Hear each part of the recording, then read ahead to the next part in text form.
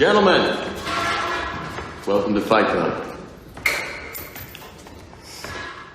The first rule of Fight Club is you do not talk about Fight Club. The second rule of Fight Club is you do not talk about Fight Club.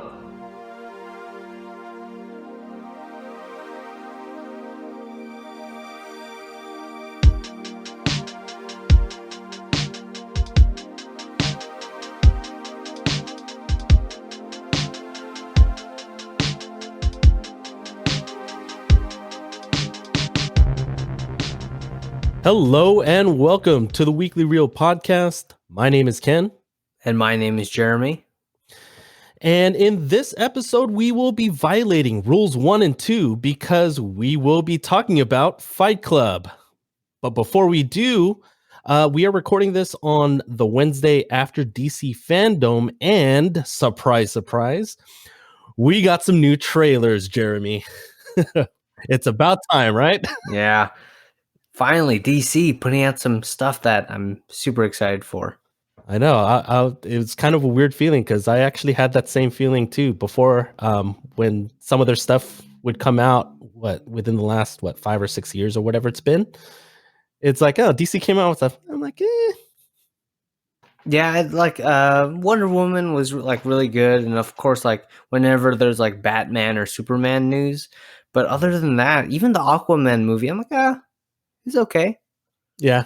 I some of these later films have been a little bit more entertaining. I think it started with Wonder Woman for me, and it continued with Aquaman and Shazam. Those were pretty entertaining to me as well. So that being said, with the new trailers, I wanted to highlight, I guess, the main ones that did come out for DC Fandom. The first one I wanted to mention was the brand new trailer for Wonder Woman 1984. The other trailer I wanted to mention was the teaser trailer for the Suicide Squad reboot, directed by James Gunn. The next teaser trailer was for the Justice League Snyder Cut, which will be out on HBO Max next year in 2021, hopefully, fingers crossed. And the last trailer that I wanted to touch on and mention is the teaser trailer that came out for Matt Reeves' The Batman. And so, Jeremy, out of these four, which trailer got you the most hype? Well, you know how big of a fan I am of Batman. And so when this trailer dropped, it was pretty much what I wanted to see from this movie. You know, a different tone than the Dark Knight trilogy or Ben Affleck's Batman. Whenever we get a new Batman, you want to see something different. And just from this trailer, I'm like, ooh, this is different. But yeah. I like it so far. Oh, I know. I don't know if you heard. I just thought it was pretty crazy that I saw it somewhere online that Matt Reeves has only filmed about 25 to 30% of the film. And to be able to cut a trailer that good for obviously a huge thing for DC, with COVID and everything, but with them trying to highlight a lot of their future films, including, I didn't even mention The Flash and what are some of the other ones that I missed? I know there were some video game trailers. Yeah, like Gotham Knights, I thought was a pretty cool video game trailer. Mm-hmm. But yeah, I mean, they were able to just put that all together in with just a limited amount of footage that has been filmed, especially during these COVID times. And so I agree with you. I mean, with Wonder Woman, I like the first. I actually really like the first one. I still think it's probably the best one so far out of these new DC films. Suicide Squad, I'm trying to temper my expectations. I'm hoping to have that whole feeling that I had for Guardians of the Galaxy. I had no expectations and I was blown away. I was totally entertained by the first Guardians of the Galaxy. I'm hoping that if I don't think about it too much, and hopefully James Gunn can just surprise me one more time. And then with the Justice League Snyder Cut, I mean, Justice League is what it is. I'm like, okay, I'm going to temper my expectations because, I mean, how much better can it get? But if I'm wrong and Zack Snyder delivers, then again, the whole expectations things for me. And so for me, like you, the reason why I picked Matt Reeves the Batman is because different tone as well. I like how they introduced a bunch of villains, like three of them, right? The Yeah, Riddler. Riddler looks scary, man. I know, and it's totally different than Jim Carrey's, Jim Carrey's. Batman Forever, No or even green in spandex. or even in the animated series or anything like that, right? Mm-hmm. Totally different, and I love what they did there, and just kind of gave it a little bit of a flavor. Dude, did you notice? What's his name? Colin Farrell. Yeah, Oh my as the goodness. Penguin. Yeah. Man, I did not.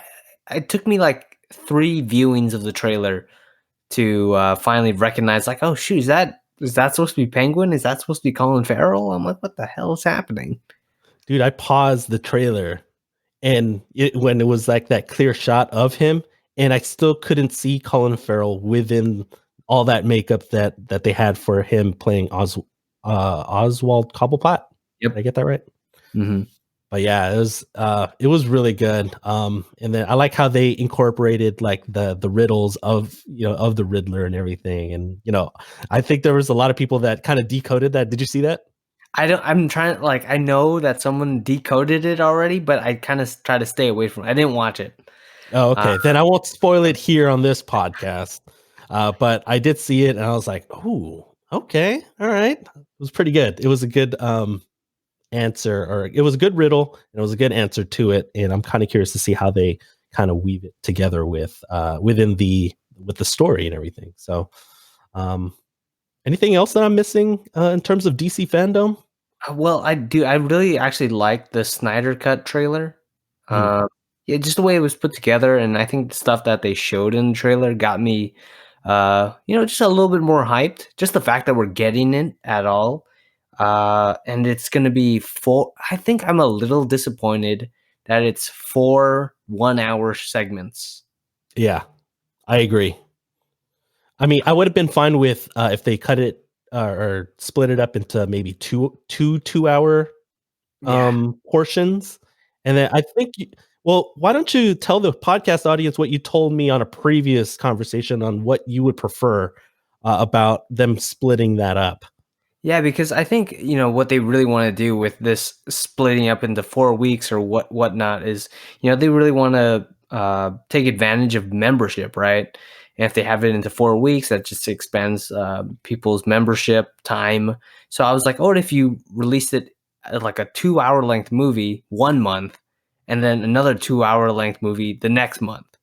Basically, you get 2 months for these people. And for me, I just like, if you just sit down for 2 hours, just like a regular movie, that'd be awesome.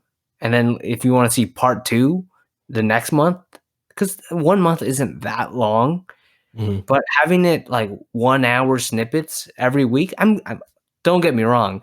Like I love that we're getting 4 hours of Justice League. But just 1 hour sometimes it goes by quick. It does go by quick. I mean, I remember when The Mandalorian came out, and those were like 35 minutes. And it's just like it went by so quick. I'm like, oh man, I gotta wait another week. And so I feel like this could be the potential of like kind of like feeling like that, where it's like, okay, you watch 1 hour, and I would imagine they're gonna try to come up with some sort of like cliffhanger to set up the next episode or whatever. But I like your idea better in terms of kind of releasing 2 feature films and like just having that split into 2 separate things, 2 separate entities, and you could still end that first movie in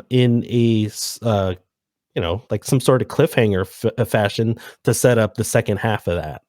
So, man, kind of a missed Well, opportunity, I think. yeah, and I think on a business perspective, it's about the same. So I don't know. They must have thought about it.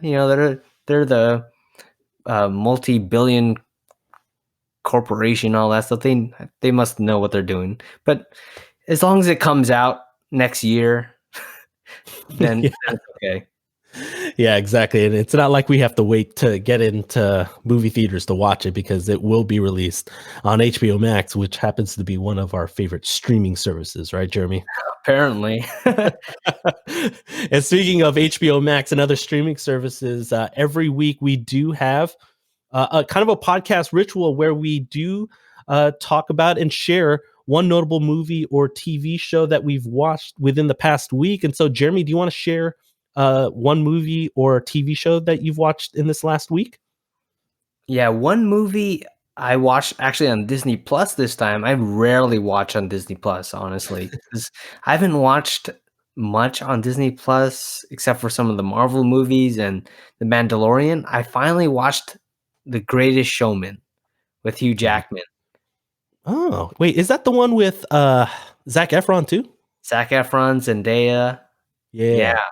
I was it's a bit of a cheesy movie, but man, I was pretty entertained just from start to finish. I think the first half of the movie's better than the second half in terms of story, but or in the way like it intrigued me, but every musical beat of the movie I enjoyed thoroughly but every time they like stopped singing, I was like, okay, let's get to the next song.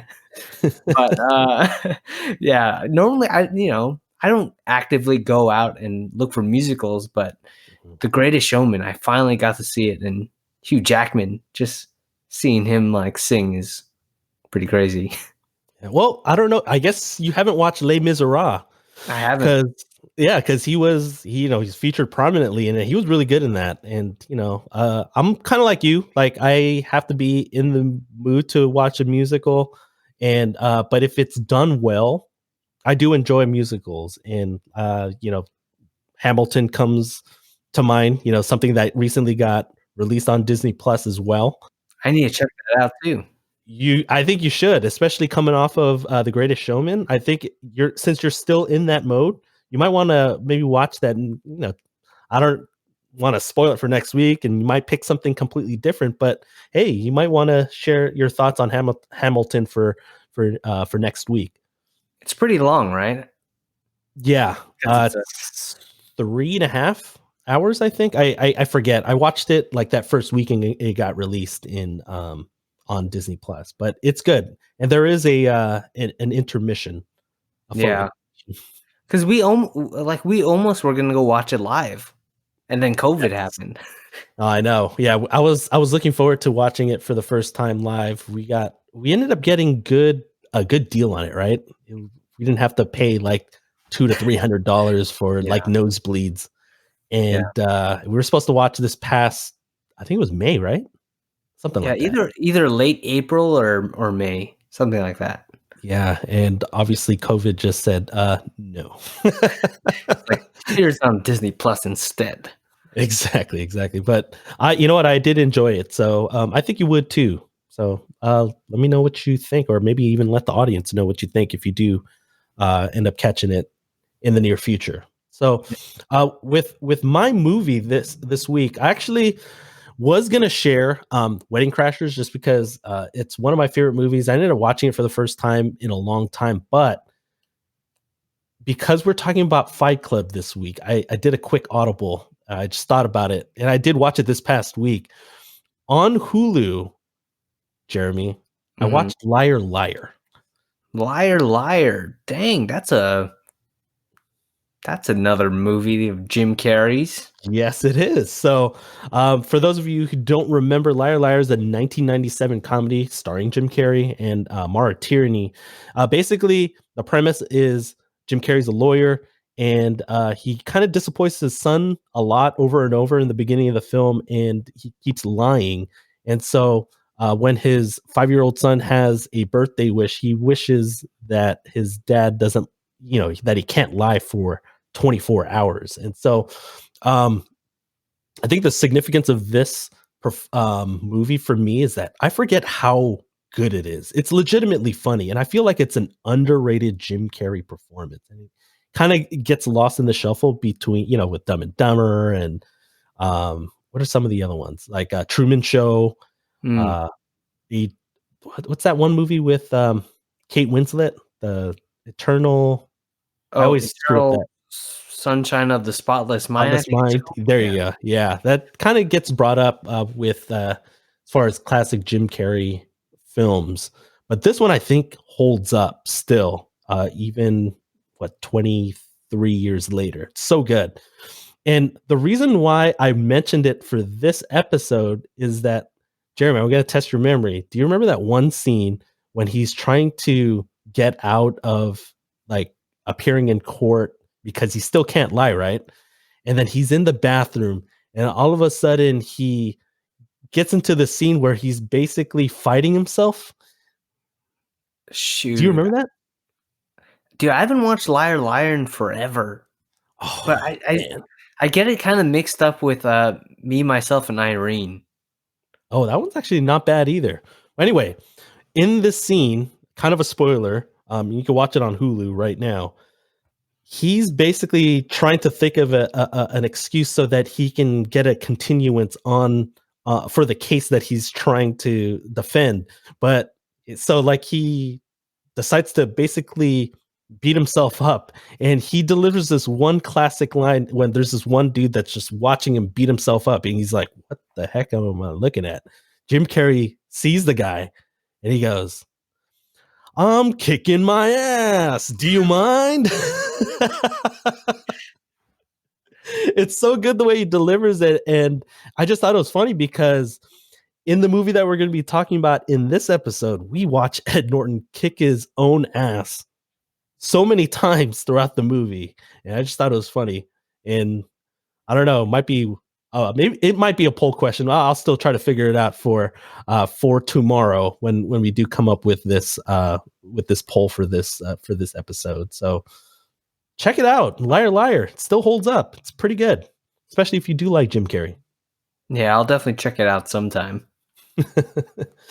So last week, just doing a little bit of episode cleanup. Last week we did talk about one of Jeremy's favorite movies, Nightcrawler, and this past Tuesday we ran our weekly reel poll. And so, Jeremy, do you want to share with the audience what the poll was and what the results were? Yeah, so we had a poll running on all our social medias, and the poll was, what is Jake Gyllenhaal's best movie? So some of the options we gave were Brothers, Nightcrawler, Zodiac, and then we also left out the option for write-in votes. Ultimately, Nightcrawler did win at 53%, but we did get some, like I said, we did get in some write-in votes, and they mentioned like movies like Jarhead, Brokeback Mountain. One personally I really like, End of Watch, so intense. Another underrated. I think is that David Ayer? I think it is. Yeah. And then another movie, Love and Other Drugs, right? Yes, definitely. I love and Other Drugs. And so, yeah, I mean, we are going to have these polls out every Tuesday following an episode release, and we do release episodes every Monday. And so keep an eye out on these episode related polls on our Instagram, Twitter, and Facebook every Tuesday. And so, Jeremy, where can our listeners follow us on social media? They can follow us at Weekly Reel, specifically on our Twitter and Instagram. Yeah. Facebook is there. Yeah, Facebook's there. It's not our generation. It's there. But you know what? We understand that a lot of our listeners do they're pretty active on Facebook, and so we definitely we don't want to forget about you guys as well. So this week we are talking about one of my movies. So this week is my week, and the movie that I chose that Jeremy hadn't seen prior to this past week is Fight Club. And so for those of you who need a little bit of a refresher on what Fight Club was about, it is about an insomniac office worker played by Edward Norton and a free spirit soap maker played by Brad Pitt. And they form an underground fight club to find a true awakening of self. And so before we do a deep dive on Fight Club, I wanted to warn you all out there that we will be talking about heavy spoilers about this movie. And so if you want to hit pause, feel free to do so on your favorite podcast app. And then you can watch Fight Club right now. It's actually currently streaming on HBO Max. And so are we sponsored yet by HBO Max? Not yet. We should probably email them. I know we should probably see what we can get away with. And I don't mind doing those live readings, HBO. I definitely would like to be able to promote your content. But thank you, HBO Max, for allowing us to rewatch Fight Club, or in Jeremy's case, watch Fight Club for the first time. And so, Jeremy, since this was your first time watching Fight Club, do you remember what your expectations were before watching Fight Club? Yeah, so like Fight Club, like if you love movies, you cannot have heard of Fight Club, right? It's like one of those movies. And of course, yeah, I heard of it, and I've always remembered the poster where it has Brad Pitt holding up the soap bar and all that stuff. And I was always wondering, I'm like, why is he holding up a soap? And I never understood that until I watched the movie. And expectations, man, like I didn't know too much of the story. I knew it was a bit of a mind fuck, I guess. Yeah. And clearly it is. Another instance that the movie was mentioned before I actually watched it. Someone in my communications class not a long time ago, a few years ago, mentioned that his role model was Tyler Durden. Mm-hmm. And I was like, hey, isn't that the Fight Club guy? Isn't that Brad Pitt? Isn't he like not real? We're all mentioning like real life people like as our role models, and he mentioned like Brad Pitt. I was like, Tyler Durden. I'm like, yeah, not only Brad Pitt, but a role that Brad Pitt played. played. It's not even a real person. Yeah, I was like, okay, it's a fake person. I get it. I like Batman, but now I can kind of see after watching the movie. I kind of get it now in terms of his what's the word, mindset and mentality. Oh yeah, I totally understand now. I mean, in terms of like why he would mention it, especially in one of that particular class that you're talking about, I could see how he can idolize Tyler Durden because he embodies what a lot of us want to be like, right? Yeah, just like very confident, outspoken, just willing to do anything that you want to get what you want. Mm-hmm. And so, I mean, we mentioned Tyler Durden, which was technically officially played by Brad Pitt on IMDb. What were some of your thoughts on the film? And then we'll get to the whole like plot twist later. But go ahead and give your kind of like your thoughts as you were watching Fight Club for the first time. Yeah, just initially, when the movie started with the narration from Edward Norton, and obviously that continued throughout the movie, I didn't know that was going to be a huge aspect of the movie before going in. And normally, I do like narration when it's done really well. And this movie is like, it nails narration because it's funny and it gives you insight to the narrator. And shoot, I think that was one of my favorite aspects of the film. I like where you really get to dive deep into the main character and their thoughts. Yeah, you're basically inside Edward Norton's head, right? Like in terms of like the thought process, you could kind of hear like, just random stuff that kind of makes you like laugh or whatever, or something, some things are serious, but you basically kind of get the whole spectrum of, what he's kind of thinking about in that in whatever scene that's currently on the screen. Oh, another thing that I forgot about was I didn't know that the whole like Project Mayhem was going to be a thing. Like before watching the movie, I was like, are they really just becoming like a cult terrorist group right now?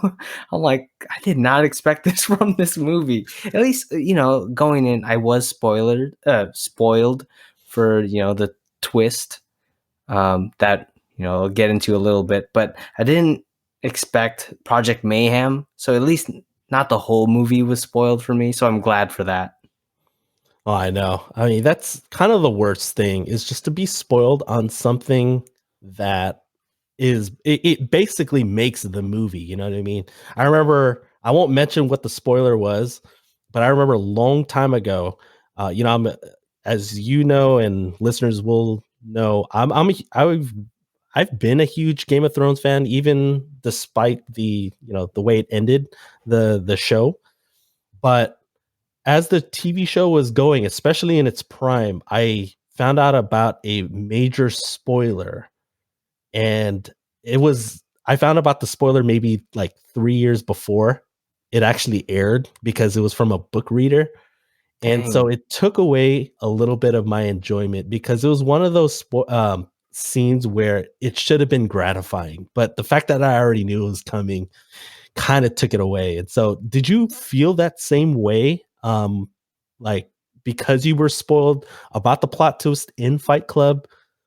Well, honestly, knowing the twist of, the narrator is actually, or Brad Pitt's character is basically imaginary.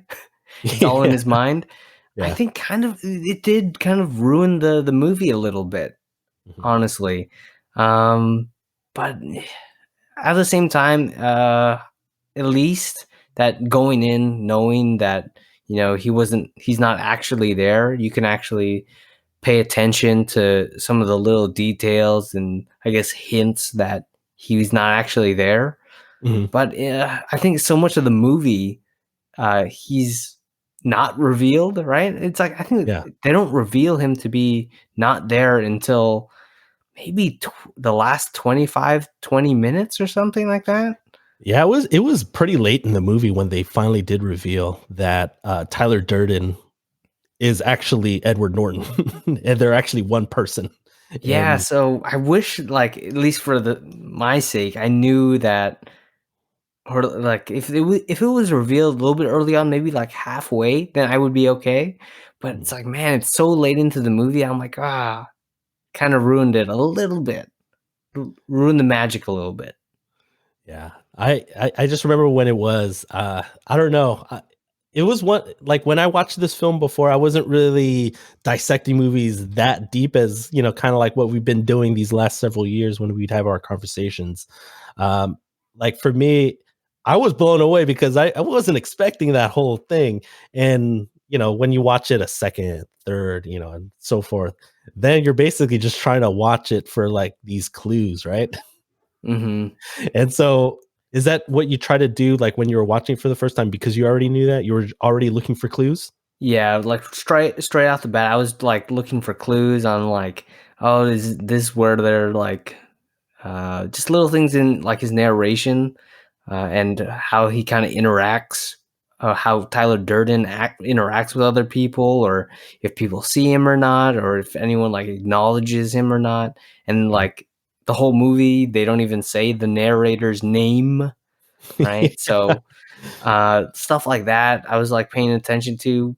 It's something that like you said, you would do on a second or third rewatch. Mhm. So I do feel kind of robbed of a The full that experience, first right? the full experience. Yeah, no. But, do you remember one specific thing that are like, "Okay, that's probably where maybe some people will figure it out." One specific clue? Yeah, for sure. I had that people would Or even notice. you? I think the first one I really remember was the police mentioned that the explosion could have been prepared by the narrator before he went on his flight. Mm. And then what's his name? Tyler Durden mentioned on the plane like about explosives and all that stuff. I'm like, that's that's the obvious one right there. The second big hint was like Tyler's having sex with Marla, Oh, and right. then Tyler and Marla never have they never interact outside of their room.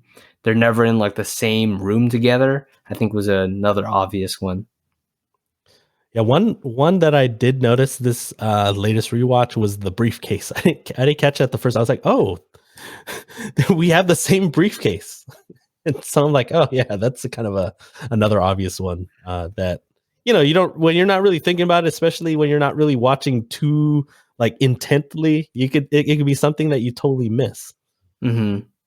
Because that was weird, right? Kind of his first appearance. He was, I think, Edward Norton. It was this montage of plane sequences, and he was sitting next to a woman, and then all of a sudden he's sitting next to Brad Pitt. So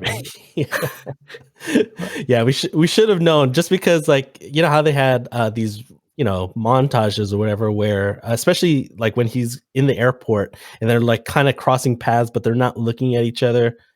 There's just certain scenes like that where it's oh, it's kind of too much of a coincidence for them to keep running to each other, you know what I mean? Mm-hmm. It's and I don't know, they met at the bar and all that stuff. It was that later on when they actually reveal the twist and Edward Norton's beating himself up. It reminds me of that episode in SpongeBob. If there's anyone that knows that one SpongeBob episode when Patrick's beating himself up, mm-hmm. It reminds you of that. So yeah, if anyone knows what I'm talking about, look that up, or at least look up a GIF. I call them GIF, not GIFs. Yes, because the G in GIF stands for graphic with a G. That's just me. I know. See, we're on the same page on that. Yeah, for sure, for sure. And plus, GIF is peanut butter. Yeah, that's what I'm. Okay, yeah, getting triggered now. But yeah, no, I agree with you in terms of just these little clues or whatever. I remember certain shows that I've watched that have been influenced majorly with Fight Club. One that comes to my mind, and I'll try not to go into specific spoilers, but Mr. Robot is a show that it already ended. It had 4 seasons. It was starring Rami Malek, and the entire premise, well, I wouldn't say the entire premise, but a good chunk of the premise of season 1 especially was definitely influenced by Fight Club, and there's certain things that they paid homage to. And so there's just kind of little things like that. There's other shows even Westworld, the latest season, there was this homage. Also, I won't tell you what part of the season. I won't mention any specific scenes for those of you who are still watching these shows. And even a rom-com, a holiday rom-com, was influenced by Fight Club, in my opinion. My mom was watching Last Christmas on HBO Max, and there's a twist in that film. Did you watch it? I actually watched it. Yeah. I felt robbed after. I'm like, what? Are you kidding me? Yeah, we won't mention what the twist is, but let's just say it kind of had a Fight Club-esque twist to it. And so I just thought it was funny that, it's been more than 20 years later, 21 years now for Fight Club, came out in 99. There's still shows and there's still movies that are influenced by Fight Club, and just the whole psychological feeling of what this film portrayed. It just did such a good job doing it. And so I'm guessing you enjoyed the film? Yeah, dude, I liked I liked it. I probably could have liked it more if I wasn't spoiled. Yeah. Yeah. One movie though that I just thought of randomly that could have possibly been influenced by Fight Club was the movie Upgrade. It's a sci-fi, low budget sci-fi movie that was actually really good. Came out in 2018. I think it had basically a guy implanted with an AI, and whenever he gets into fights or something like that, he can basically say to the AI take over, and then the AI controls his body. And I feel like that was one that may have been inspired by Fight Club, especially all the twists and turns that it goes through. So if you want another bit gritty, violent, maybe slightly inspired by Fight Club, Upgrade is another movie. Is it streaming anywhere right now? It was on HBO Max. Oh, it was. It was. I think it might have left. Oh, well, you know what? You can always like try to red box it. Worst case scenario, or go on like Amazon or YouTube. YouTube, you do rentals, right? Yeah. Something like that, right? Yeah, same thing. Yeah. So Amazon, YouTube, you could always rent it there and do it legitimately because we don't condone streaming. Well, I won't say anything. Anyway, Fight Club had a bunch of good hypothetical questions actually, and we're gonna actually kind of hit some of these topics that both Ed Norton and Brad Pitt did talk about, and so you're gonna like this first one, Jeremy, and I'm gonna try to set this one up a little. I'll try to do my best to do this one right. And so in the beginning of the film, and this is when Ed Norton's still going into like these support groups, right?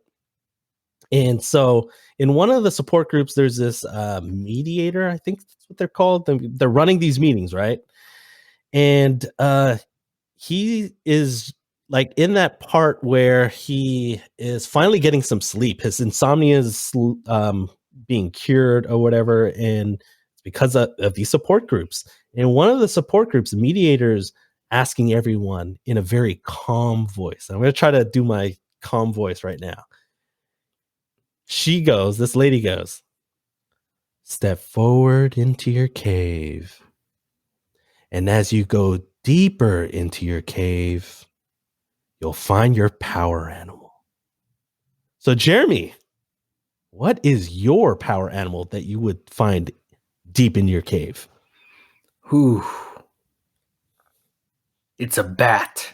Because I'm vengeance. No, I'm just kidding. No, I forgot to mention that actually when we were talking about the Batman trailer. Yeah. I thought that was such a cool moment. But no, it's not a bat. For some reason, the first thing I thought of was a cheetah. Because they're super fast. And I always liked, it's like if that was, like if I could have a power or something like that, just to think quick, move quick. I'm like a cheetah.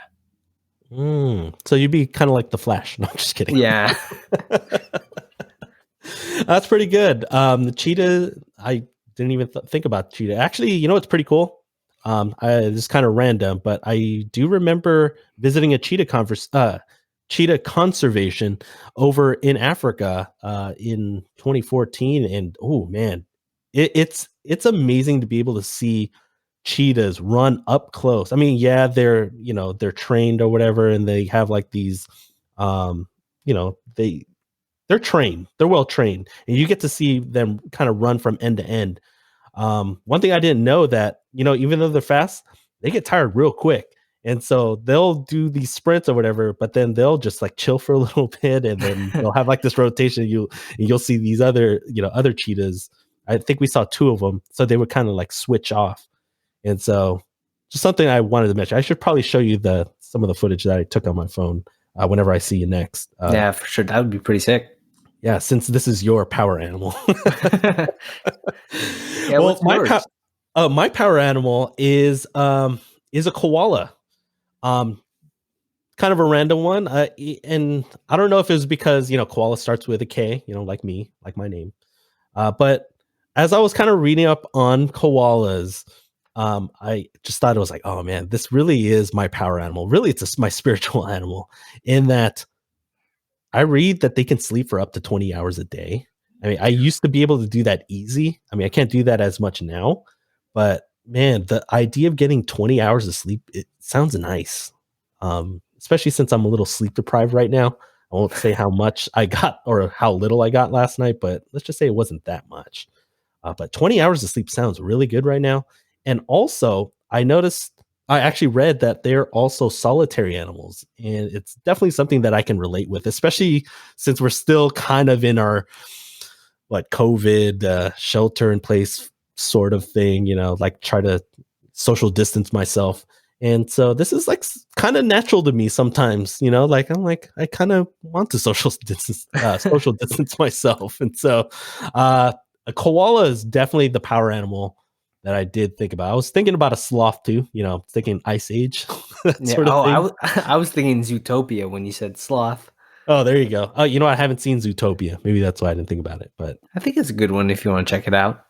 yeah. Well, I was thinking more John Leguizamo, since we Oh, did mention Chef. He was the Yeah. one that voiced Sid the sloth in Ice Age. So I thought he did a really good job in that movie. Anyway, let's move on to our next hypothetical within the film, and these next two are actually kind of related. And so within the film, Brad Pitt's character Tyler Durden is, he's asking his other self, the narrator Ed Norton, just random fighting questions. And so, Jeremy, I'll ask you this first one: if you could fight any celebrity, who would you fight? You kind of mentioned it before when we were having a little bit of conversation. I would fight Tom Cruise, man. Because I have a reasoning. It's not just because, he's not just because he's Tom Cruise. I feel like, Tom Cruise is a friendly guy, and he would it's like, oh, you want to fight for fun? Let's fight for fun. Let's do it. He'd be down, I feel like. Yeah, and I'm not the biggest guy. He's not the biggest guy. I feel like, we're in the same Kind of weight class. Let's go. This is a fair fight. I'm pretty sure Tom Cruise can kick my butt, but at least I can give myself a chance. We're in the same weight class, like you said. I think that'd be a fun one. That would be, man. That's so funny. I almost picked Tom Cruise. We were talking about it in pre-production. And well, my reasoning, if I were to pick him, I didn't pick him, by the way, was, just that. I was like, oh man, I think it'd be a good kind of scrap. He's energetic. Obviously, you see him how he runs in every movie, and he's not that tall. So I was like, oh man, maybe I get a little bit of a reach advantage, a little bit, maybe stick the jab a little bit. And so that I almost picked him. I just thought it was funny. That's so funny that you ended up picking Tom Cruise. Any other reasons why you picked Tom Cruise? I'm kind of curious. No, I think I feel like, deep down, he's crazy. So it's like, who knows? Maybe if we got in a fight, he would just unleash the beast. But at the same time, we can shake hands after. I can definitely see that, especially with some of these action films that he's done recently. The Mission Impossibles or whatever, with the shaky cam, similar to what I want to say. Born Identity started the whole revolution of doing that. I could be wrong, for better or worse. Yeah, exactly. But I don't know. I feel like he could take Tom Cruise. Yeah, Tom, if you're listening, no, I'm just kidding. Well, the celebrity I ended up choosing, this is the second one that I thought of because I was thinking Tom Cruise, ended up thinking of a better one, I think. I thought of Seth Rogen. Here's why. Yeah. I picked Seth Rogen because even though he's kind of a bigger dude, I feel like I got a little bit more of a quickness advantage. I feel like I could kind of stick and move a little bit. And I think he's got that chill personality. And so I feel like if I maybe take a shot of Red Bull or something like that, get just a dose of adrenaline or something like that, maybe I can land a lucky shot and see if I can maybe knock out Seth Rogen. And I thought it'd be pretty cool to be able to have beers after the fight too. with Seth Rogen. Yeah, it's definitely you're choosing the celebrities based on their personality, if they won't hold a grudge after, because that's what Fight Club was all about, right? It's you do the fight, that's it. Right. It kind of reminded me of some of the fights that were in the movie. I just thought it was funny when Ed Norton was fighting Meatloaf, Robert Paulson. Yeah.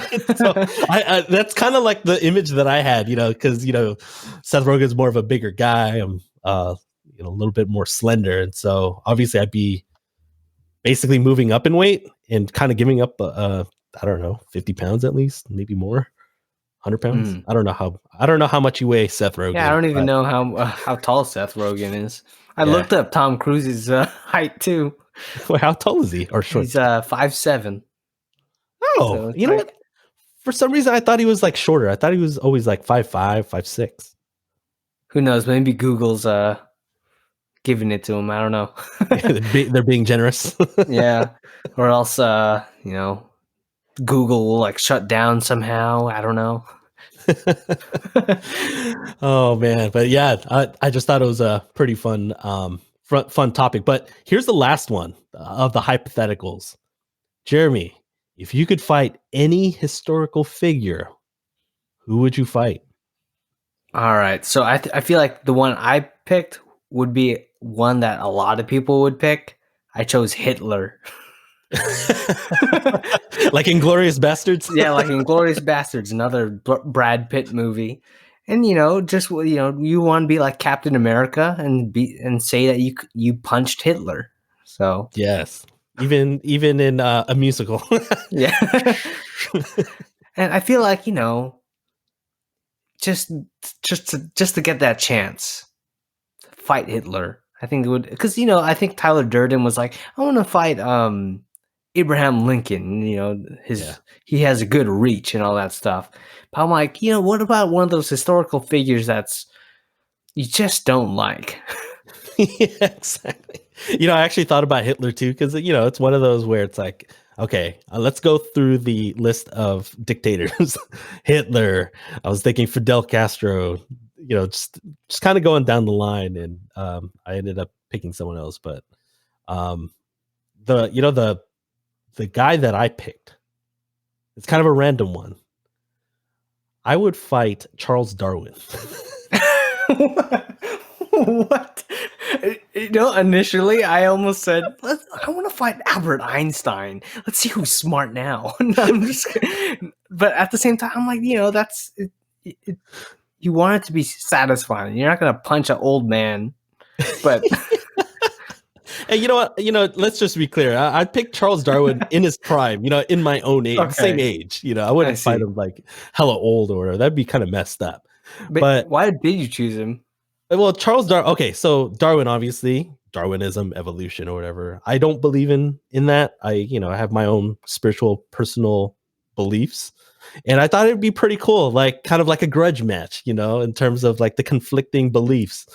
And let's say, for example, I do win. It would be pretty cool to talk smack to Charles Darwin and be like, "Hey, bitch, that's like natural selection at its best." That's just use his own theories against him. Yeah, exactly. And so I just thought it would be pretty fun just to fight Charles Darwin like in that regard, because it's not like one that you really think about, like a Hitler or whoever. That's true. So You're not gonna want to fight like Martin Luther King Jr. or something like that. So I felt like our ones are pretty interesting. yeah, but I was trying to think of something outside of the box, like an Abraham, because I mean, really, who thinks about Abraham Lincoln like Brad Pitt did, or was it Gandhi, right? That Ed Norton picked. Big Gandhi, that's messed up, man. I know, he's so peaceful. He's so like docile. I'm like, dude, why would you want to bully Gandhi? Yeah, you don't want to, and at the same time, you don't want an easy fight. Jeez. Yeah, I know. Oh man, but yeah, so. All you listeners out there, hey, if you want to join in on the conversation with topics like these, you could definitely interact with us on all of our social media platforms. Jeremy, what are those platforms again? So you can follow us on like Facebook, Twitter, Instagram at Weekly Reel. Yes, and also you can get back to us and send us more long form responses on some of these. And you could send us emails to our email address, which is weeklyreelpod@gmail.com. And so I wanted to mention this week's question to all the listeners out there. What are your favorite movie alter egos? And so my favorite movie alter ego is from my favorite TV show of all time, Breaking Bad. And that's Walter White and his alter ego, Heisenberg. And so, Jeremy, what is maybe one movie alter ego that you would like to mention for the listeners out there? I think the alter ego I would mention would be Walter Mitty in The Secret Life of Walter Mitty. I don't know. I just enjoy that movie, and just him and his dream sequences. I feel like is a good enough alter ego. I think we all feel like that sometimes. Yeah, that's a good one because that's not an obvious one. Like an obvious one is like stuff that's in the mainstream with like especially these comic book movies or whatever. But dude, I almost forget about Walter Mitty. I feel like Ben Stiller is a little underrated now, especially since he came up with like so many rewatchable movies. We need to do a Ben Stiller movie. Yeah. Ooh. I Walter don't Mitty think. might be doing. Yeah, I don't think I've watched Dodgeball. I've watched Zoolander. Oh man, if you haven't watched Dodgeball, I have. We might make that an episode, coming up. Well, we'll try to mix it up a little bit in terms of different genres.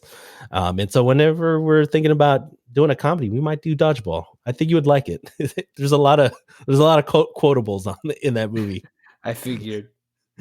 Yeah. So again, please send us your feedback on your favorite movie alter ego. You could email us again at weeklyreelpod@gmail.com, or you could hit us up on our social media. And so, Jeremy, let's go ahead and take a quick break.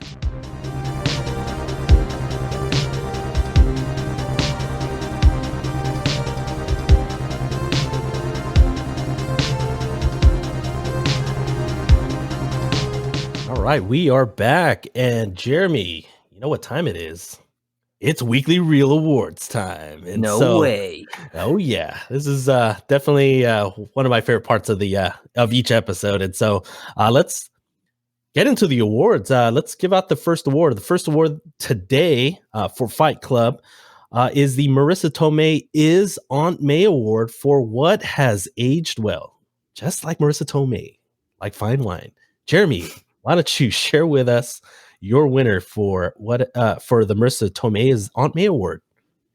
Dude, I'm gonna give it to Brad Pitt, honestly, because just watching him in this movie and comparing him to Once Upon a Time in Hollywood, man, he still got it, man.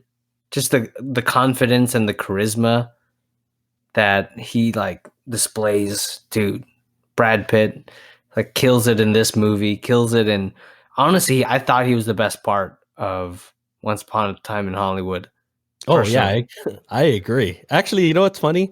With our weekly podcast ritual, I was trying to find Once Upon a Time in Hollywood because I wanted to watch that in preparation for this, and I couldn't find it anywhere, and I didn't want to stream it anywhere. But anyway, keep going. Sorry.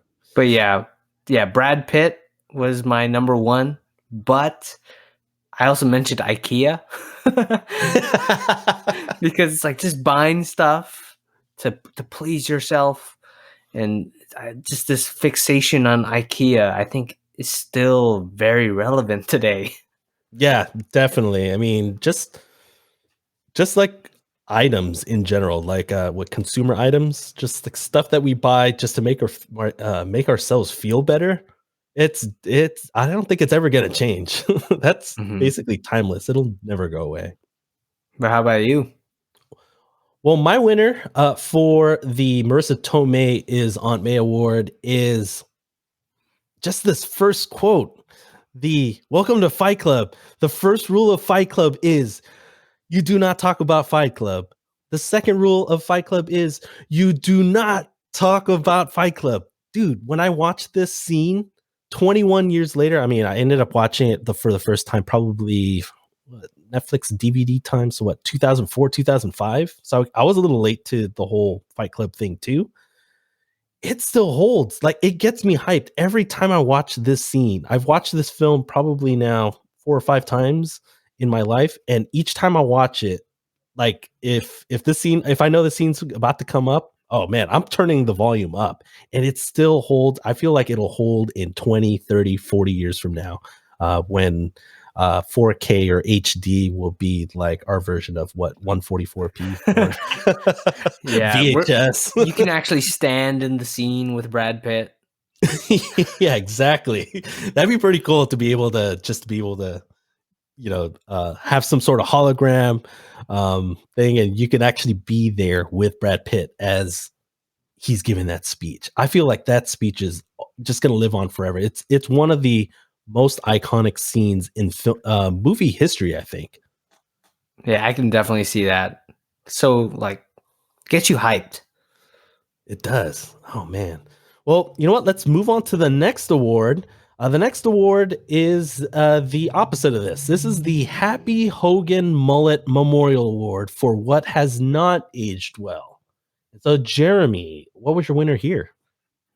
It would be the character of Marla, the way they kind of portrayed her, I think. If they made a character like her, I know they probably would, but she's, especially in this day and age, where really trying to push out strong female characters, and I'm definitely for that. Mhm. And Marla is probably the exact opposite of that. Yeah. She's not a strong female character. In a way, she is confident in herself, but at the same time, you can see that she's like clinging onto the narrator or Tyler Durden, and just the way that she does some stuff. I don't know if the way that she was portrayed, I don't know if people would take issue with that nowadays. Yeah, and I felt like our main characters, I don't think they treated her right. They kind of treated her like shit, you know what I mean? Yeah. And I don't think that would definitely go. I mean, just like you said, definitely all for like strong female characters. I feel like they could have probably written her a little bit better. And I think if this movie gets made in 2020, now I feel like they would definitely make some wholesale changes actually to her character, right? Yeah. I think the main thing that probably doesn't hold up so well is how our two lead male characters treat her. I guess Mhm. is definitely something would be a red flag of that would be waving in 2020. For sure, for sure. Well, my winner for the Happy Hogan Mullet Memorial Award is that one scene where Brad Pitt is, he's splicing together, the reels. Huh? Real? Mm-hmm. You get it? I see Great. I see what you're saying. Well, he's splicing together, the reels, for when they do exchange them, during the movie. And so he's like cutting up these reels, and I feel like this really didn't age so well, where he was just splicing together some really explicit images, like literally of an actual penis, like a huge, it's just like a clear photo, and it would just like appear in these in children's films. And I don't know, Like a split second in a children's film. yeah, it would be one of the frames, and obviously they portray the fact that like one of the kids definitely got a clear view of the penis, and I just don't think that would definitely go in 2020. I don't think that would definitely be on the editing floor for sure, the cutting room floor. Yeah. But yeah, so let's move on to our next award. Our next award is, I think, one of our favorites, right? I think we've had it for I every really like episode this so one. far. Mhm. It is the Why is Gamora Award for favorite quote. And so, Jeremy, I got this little caveat just because we've mentioned it a couple times already in this episode. You can't pick that. Oh, the first rule of Fight Club is you can't talk about it. You can't pick that for favorite quote. And so we're gonna handicap ourselves. So Jeremy, That's like a given. yeah, I know that's everyone's favorite quote. So other than that, what was your next favorite quote? Just say. Yeah. One when the narrator meets Tyler Durden on the plane, and they're having this conversation and all that stuff. And one quote that Tyler gives when he leaves is, "Now, a question of etiquette. As I pass, do I give the ass or the crotch?" and I feel like everyone asks themselves this question in either the airplane, in the movie theater. I ask myself this question all the time. I'm like, do I give the ass or the crotch? And it's such a relatable, like inner thought. Dude, it's so funny too. I don't know if you noticed, but when he leaves his seat and he's trying to get by Ed Norton, he gives him the ass. Yeah. But when he's walking towards the bathroom and he's trying to get by the flight attendant, the female flight attendant, he definitely gives her the crotch. Yeah, he gives her the crotch. It's something I didn't notice. Like, it's something I only noticed this past rewatch for this podcast episode. I just thought it was funny. I'm glad you mentioned that because it was one of the ones that I did want to mention as well. My honorable mention though would be actually at the end of the movie, again by Brad Pitt. I don't know why. It's probably because Tyler Durden's the probably best character of the movie, but he's like, okay, you are now firing a gun at your imaginary friend near 400 gallons of nitroglycerin. Yeah. And I like that he just like he's self-aware that he knows that he's an imaginary friend. Oh yeah, that was so good. And dude, like he shot the window right in the back of the van. Yeah, and that thing could have exploded right then and there. I know that would have ended the movie about 10 minutes earlier. Roll the credits. Well, my winner for the Why is Gamora award, it's actually in the beginning, towards the beginning of the film. It's where that part where they're walking outside. It's that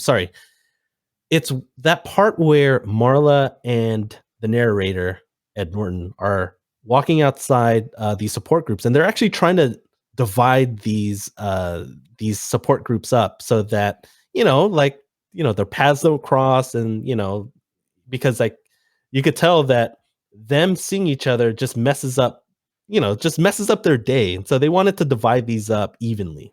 So it's that one part in while they're walking outside where Ed Norton goes and he's trying to get testicular cancer, that support group. And so Ed Norton goes, testicular cancer should be no contest, I think.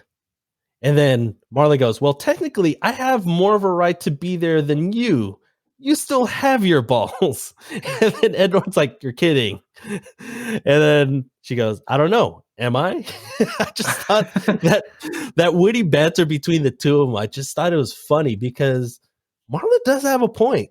She has every right to be there because, most of the men in that group don't have testicular cancer. And actually, Ed Norton's basically a tourist. He calls Marla a tourist. He's really the tourist in that group because he does have his balls still. Yeah, that's true. She makes a point for sure. And so I just thought it was a pretty funny line. Kind of I don't know. It got me comfortable. It's like it's something that happened early on. It's give you a little bit of levity, and got me definitely situated within the film. So let's move on to our next award. The next award is also one of my favorites. I mean, dude, all these awards are fun. They're fun ones. Well, this next award is the Stan Lee Award for Best Cameo. And so, Jeremy, why don't you reveal who your winner is? So I don't know if you're going to recognize this, but have you watched? Actually, I'm not going to spoil it just yet. So the actor's name is Holt Mcalleny. I don't know if I'm saying that right. He was one of the members of Fight Club. He was the mechanic that was trying to pick a fight with the priest. Oh, yeah. He was spraying the water. Yeah, spraying the water on his Bible and everything too. Yeah. He's also in David Fincher's Netflix show Mindhunter, one of the main leads. Interesting. So if you haven't seen Mindhunter, I highly recommend it. David Fincher show. David Fincher does direct quite a bit of episodes of that show. I don't know if Netflix has canceled it yet, but he's like one of the main characters. Oh, that's a good one. You know what? Mine is mine's a little bit more random. Okay, and it's funny because she plays herself. Really? So in that one scene where they are Project Mayhem's already in full force, right? And remember, they're watching the TV, right, in the house. And then, do you remember that one scene where they portrayed the whole smiley face on the side of the building? It's Mhm. during that scene. And so, my winner for the Stan Lee Award for Best Cameo is Lauren Sanchez. So, Lauren Sanchez is the reporter in that scene, right? And she Mhm. plays herself as a TV reporter. And I remember back in the day, this is like early 2000s now, so almost 20 years. She used to be a reporter for Fox Sports Net, and she was like a recurring reporter that would appear on this, random like variety sports show called the Best Damn Sports Show period. And I used to watch that show a lot, and I used to kind of have a little bit of a crush on Lauren Sanchez. Well, the reason why this is significant now is that I'm sure you know Jeff Bezos, Mhm. the richest man alive on Yeah, I the wonder planet what right now. Amazon is. Yeah. She's actually currently dating Jeff Bezos. Dang, what the heck? Yeah, look it up.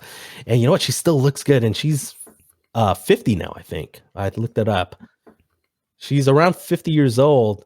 And you know what? I thought it was pretty funny too, because within that scene, she even got a "she's hot" from Jared Leto's character. Do you Yeah. remember that? Yeah. Oh, yeah, yeah. Oh, speaking of Jared Leto, though, one just quick quote involving Jared Leto's character. Remember, like one of their recruits. Apparently, his name is Ricky. I don't know. I'm looking at the quotes right now, Uh-huh. and they're kind of like starting to recruit people. Like, I think Robert Paulson was one of them, waiting outside, and the other one was Jared Leto, Mhm. and and they're basically like interviewing applicants and stuff. And he's like, "You're too old, fat man, and you are too fucking blonde." I was cracking up. I was like, So did I. He was really blonde in this movie. he was, man. And shoot, freaking Edward Norton beat his ass into the ground. Oh, I know. He pounded his head like into the ground. Like, it was good, like 5 or 6 times at least, right? Yeah, I thought he killed him. Yeah, dude. And his face was all messed up right after that. Yeah, even later on, it's like you can see like half of his face was all messed up. So on to the next award. It's, I think, one of our favorites. Actually, I know we've been saying this a lot in this episode, but this is definitely one of those because it does make us think a little bit. And so this next award is the Yinsen Award for Most Underrated Character. Jeremy, who was your winner? My winner for the Jensen Award would be Robert Paulson. His Meatloaf name is Robert Paulson. Yeah, Robert Paulson. Yeah, like just I didn't know he was going to be there that much of the movie. From beginning to end, his legacy lives on. His name is Robert Paulson. And I thought it was funny how, I didn't expect him to be there that long, and just his interactions with Edward Norton in the beginning of the movie was so funny. He's just this giant of a man just hugging Edward Norton. Yeah. And then oh, sorry. Funny thing, I wanted to mention this. One random quote that I did wanted to mention as an honorable quote. I don't have the quote in front of me, but I don't know if you remember this. So this is when they're hugging the first time, and you know that one part where Ed Norton's literally got his face buried in in Robert Paulson's boobs. Yeah. And then he even leaves like tear marks or whatever. Yeah. As he puts his face in the middle of those two big watermelons, he's like, he's doing his voiceover. He's talking about getting lost in oblivion. And I just thought it was pretty funny with the timing of being lost in oblivion and his face like buried in those huge double E's or F's or whatever those things are. Those things are huge. Yeah, he like left like a smiley face imprint with his tears or something like that. So good. Oh man. Anyway, sorry, didn't mean to interrupt you. Go ahead. But yeah, Robert Paulson, he was there from the beginning. Surprisingly, when he showed up at Tyler Durden's house, I was like, okay, we're gonna get more of him. And unfortunately, he meets his demise when they went out on Project Mayhem. So Yeah, that was brutal. I forgot that they showed like what happened to Robert Paulson. No wonder they made him was it basically like a rally cry or a chant or whatever it was. Yeah, he became a martyr for them. Yeah, he did. There you go. That's the best word that you could describe. Well, my winner for the Yinsen Award for Fight Club is Richard Chesler.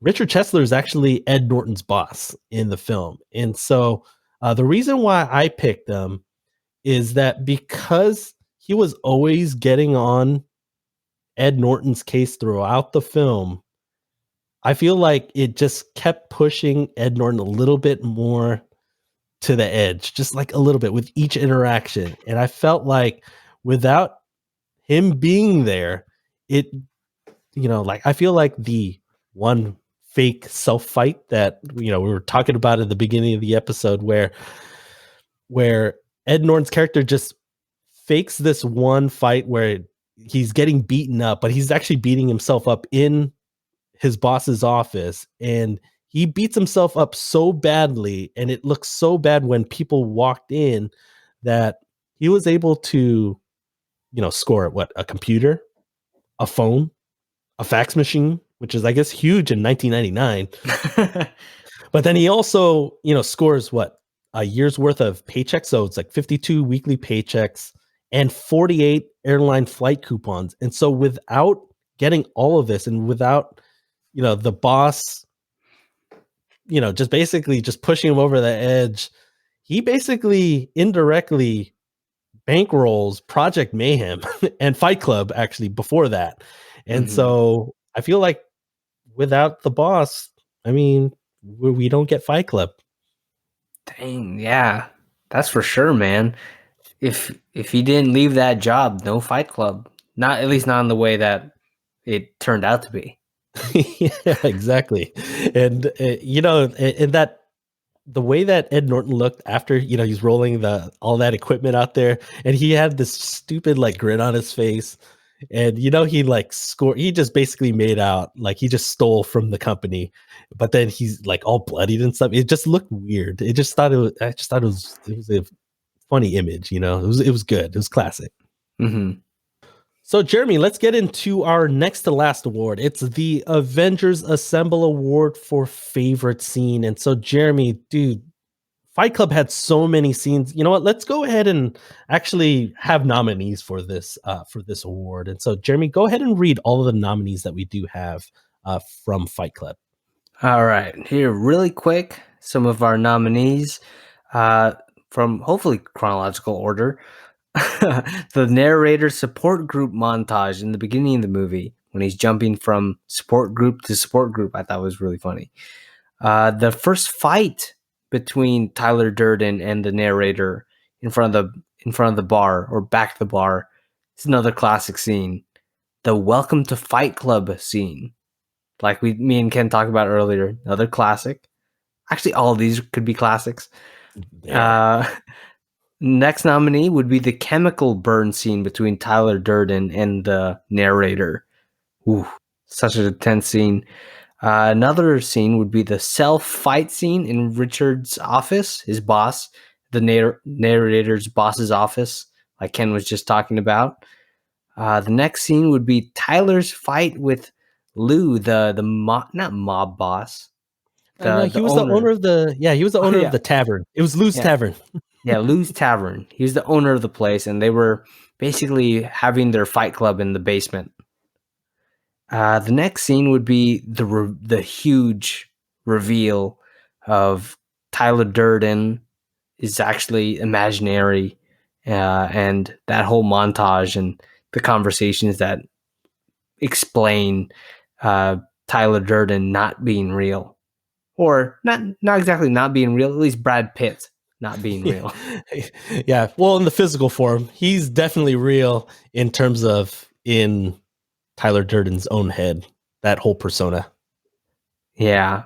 And then the last nominee would be the final fight leading to the final scene. Basically, when Brad Pitt, and his shaved head, and they're fighting in front of the van and all that stuff. And Edward Norton is trying to stop Brad Pitt, but he's actually fighting himself. So it's all in his mind. It's so good. So my favorite scene would probably be the self fight in his boss's office.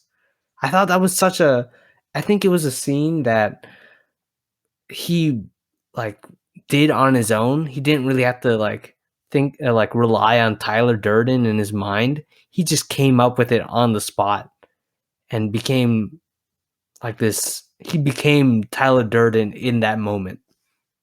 And like you said, like was able to bankroll Fight Club and Project Mayhem after that. Yeah, that's definitely an underrated scene because, I mean, it's so important because it jumpstarts a lot of like Project Mayhem. I mean, they are able to get more money so that they could have more fight clubs, you know, and they were able to get the airline tickets so that they can open more fight club locations in different parts of the country. And I mean, I alluded to it in my Yinsen Award. I just love the look on the boss's face. He's like, what is this guy doing? You know, like that was like a classic way that, you know, like his facial expression. He's just like, what is this nut job doing? And then obviously he came to realization when people walked in, and it just looks so bad when Ed Norton's all bloodied and, you know, all the stuff is all shattered and everything in the office. Yeah, he did a good job of beating himself up. He pulled no punches on himself. No, he did it. Basically, I was waiting for I'm kicking my own ass. Do you mind? Missed opportunity. Oh man, but well, I mean, I really wanted to, you know, either pick the Welcome to Fight Club. I mean, that's an obvious one. And then obviously the reveal. I mean, just like the conversations, the way, you know, like the storytelling puts it all together for us, the viewers. It's just the master way of storytelling that that was portrayed in this film. I went with this one scene. It's the scene where Brad Pitt gives his monologue and ends up fighting Lou in Lou's tavern. And just like the monologue, I'll focus on the monologue a little bit. You know, some of the excerpts on here it's still relevant to this day, where he's talking about, he's basically hyping up all of these Fight Club members. He goes, man, I see in Fight Club the strongest and smartest men who've ever lived. I see all the potential and I see squandering. God damn it. An entire generation pumping gas, waiting tables, slaves with white collars. Advertising has us chasing cars and clothes, working jobs we hate so we can buy shit we don't need. We're the middle children of history, man. No purpose, no place. We have no Great War, no Great Depression. Our Great War is a spiritual war. Our Great Depression is our lives. We've all been raised on television to believe that one day we'd all be millionaires and movie gods and rock stars, but we won't. And we're slowly learning that fact. And we're very, very pissed off. And I'm like, oh, that's so good. Monologue right there. I know. And I feel like if I was in there, and I don't know if you would also be there too, dude, I would want to hit someone. You know, I'd be so hyped. You know what I mean? Okay, it's like right after that, just hit somebody, or you just start raging. You know, like I don't know, that's true. Start a mosh pit or something. I don't know, but and then after that, you know, Brad Pitt's about to get into like the whole rules, and then he gets interrupted by Lou, and I guess his friend or whatever, and then dude, Lou beating Brad Pitt's ass, like literally just wails on him, and he's like so bloodied up. But then the way Brad Pitt just plays just this crazy character, like the laughs. Remember, like with each time he gets hit, I got chills when Brad Pitt was like, man. Yeah, dude, it was pretty crazy. And then like when he turned the tables and like he's basically splashing all of that blood that's pouring from his face like onto Lou, and it basically scared Lou. Yeah. Oh man, I just thought it was such a good scene. Jared Yeah. Leto was there. He should have took some pointers for his Joker. No, dude. Suicide Ooh. Squad, man. Who knew that Joker would be the weakest part of Suicide Squad? I know. Anyway. It's all connected, right? It's Yeah. all connected. Well, anyway, that was my winner of the Avengers Assemble Award. And so I think this is really our favorite segment. This is where we have bragging rights. Yeah. And A little bit of competition. Yes. I think we're both pretty competitive. And so Fairly. I don't know. I felt like last week I was surprised that I was able to get the point on this segment, the Guess Rotten Tomatoes score segment. And I think as much as you're probably surprised that you got the point on my week when we were talking about Chef. I know. Dude, so it's pretty close right now. I'm up 4-3. So yes. And you know what? And we're tying it up this week. I already know. I feel like I got a good grasp. I didn't think about it again. I'm going with the same philosophy as last week. And so we're going to guess the Rotten Tomatoes score. And so Jeremy, before we begin, I wanted to reiterate that these are scores that we came up beforehand. Jeremy hasn't told me his score. I haven't told him my score, and we haven't looked it up on the Rotten Tomatoes website. And so, Jeremy, with that being said, what score do you think Fight Club got on Rotten Tomatoes? I'm guessing a 95%. Oh, man. Dude, we're pretty close with these. Like, I don't know how we get so close. I'm hearing this for the first time. Jeremy, my guess is a 94. Oh, shoot. All right. Woo-wee. All right. So I'm going to look this up now live on the Rotten Tomatoes website. Let's see. Fight Club and Fight Club. Did they not rate it? Oh, here it is. I was about to say. Come on, man. All right. Fight Club on Rotten Tomatoes. And it looks like I have pulled even because the Rotten Tomatoes score is actually a little low. We overshot this one by a lot. Rotten Tomatoes gave it a 79. Holy crap. I know. And it's funny too, because you know how they have the audience score. The audience score gave it 96. So, I feel like we're pretty close, but I think both of us were way off, but you know what? I was closer to being way off. Dang, man. I'm surprised. Fight Club. I know. I would have thought that would have been at least in the 90s for sure. 79. I know. I'm actually at a loss for words as well. Come on, Rotten Tomatoes, you got to be better. Be better. I feel like there's other 79% movies that are clearly not as good as this movie.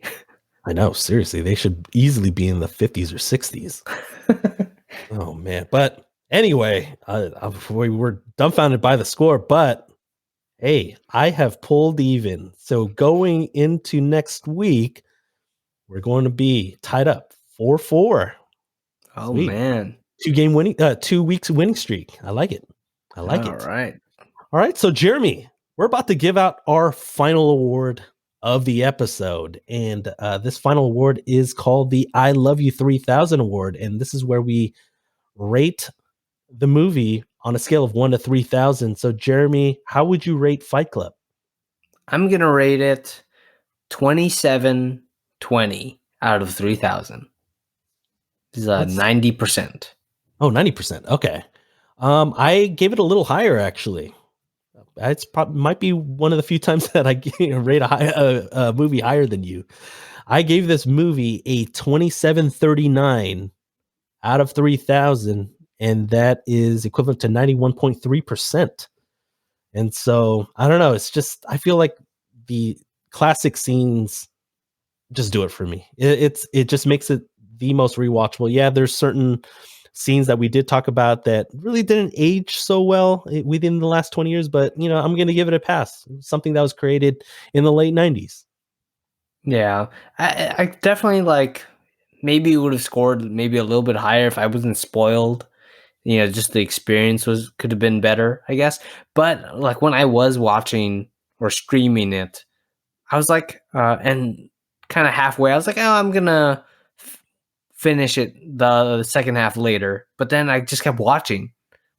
Yeah, I'm I like, can see that. it's like I'll finish watching it later. But it's like, all right, it's like, oh, the movie's done. Yeah, So because it's more of like a curiosity, right? Like yeah. you're like, dude, it's like some parts of the movie are so crazy that you just want to keep watching. It's like, okay, what are they gonna portray next? What are they gonna show next? 79% is too low. I can maybe agree with like high 80s, Hmm.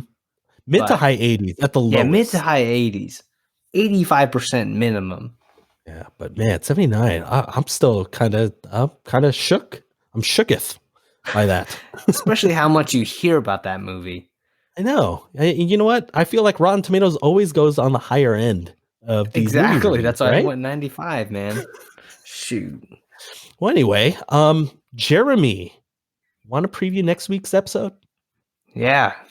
Well, next week, let's jump back in time to 1985 and into the martial arts world of Jackie Chan in Police Story, which is also directed by and starring Jackie Chan.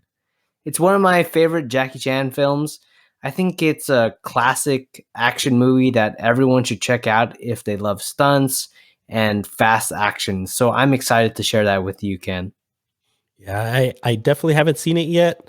I've always been a huge fan of Jackie Chan. I mean, obviously the Rush Hour trilogy. I remember, what was the Drunken Master? I forget the name of the Yeah, movie, but Drunken Master's a good one. yeah, that is stuff like that. I mean, and Jackie Chan is always entertaining, and he'll always get you in a good mood. It's so I'm definitely looking forward to watching Police Story for the first time, and yeah, definitely excited to share that with all of you listeners out there. Yeah, well, because when I first, well, I don't want to talk about it too much. Ken's going to be watching the subbed version, not dubbed version. Yes, I prefer the subbed version because at least I'm not going to be distracted by mouths moving and it not matching up with what's what's being dubbed. Yeah, yeah. So at least you get that as your first watch. My first watch was dubbed. So Well, there you go. There you go. Definitely looking forward to watching some action and some comedy, especially with Jackie Chan. Always entertaining. But before we do that, Jeremy, how can people find you? yeah, if you want to follow me on Instagram or Twitter, you can follow me at JP_flicks. I'm a little bit more active on Twitter than Instagram. Who knows? I just got a cat. So maybe I'll start posting pictures of my cat on Instagram. Who knows? But if you want to follow me on YouTube, you can follow me at Jeremy Pullumbarat, and I'll definitely have more movie reviews to come on that channel. Yes, the cat. And that's kind of a throwback to the first two episodes of our podcast. And so um, definitely need to get an update on that. Maybe next week. We'll see. Next You week guys got to tune in to hear all that. on the cat adventures of Jeremy and Cat. Yeah. Unnamed cat, right? Still Unnamed officially? cat so far. We'll see. Yeah. Well, for me, if you guys want to follow me on Twitter or Instagram or both, you can follow me at Freakin' A. That's free_Ken_A. And I'm pretty active. I think I've accepted my fate in terms of being active on social media. I guess it comes with the territory with trying to market this little podcast that we do have here. And so I'm definitely getting into the swing of things. And so is there anything else that you wanted to mention, Jeremy, before we call it an episode? Yeah, Fight Club surprisingly isn't too much about Fight Club. It's very much of the character of the narrator and Tyler Durden. I was surprised. Yeah, definitely. It's got layers for sure. And you know what? If you do watch it a little bit more, you're gonna catch some new stuff because I know I did. It's one of those movies for sure. Yeah. So, yeah, definitely had fun talking about Fight Club with Jeremy. I'm glad you enjoyed it, Jeremy. I kind of wish you weren't spoiled, just like you mentioned about the whole twist, because I feel like that twist is a lot. It completes the whole experience to be able to see that, and experience that without being spoiled. And so, but I'm still glad that you did enjoy it. I want to thank you all listeners for tuning in to this episode of the Weekly Reel podcast. Tune in next week for Police Story. I'm definitely looking forward to checking that out. And we'll see you next week on The Reel.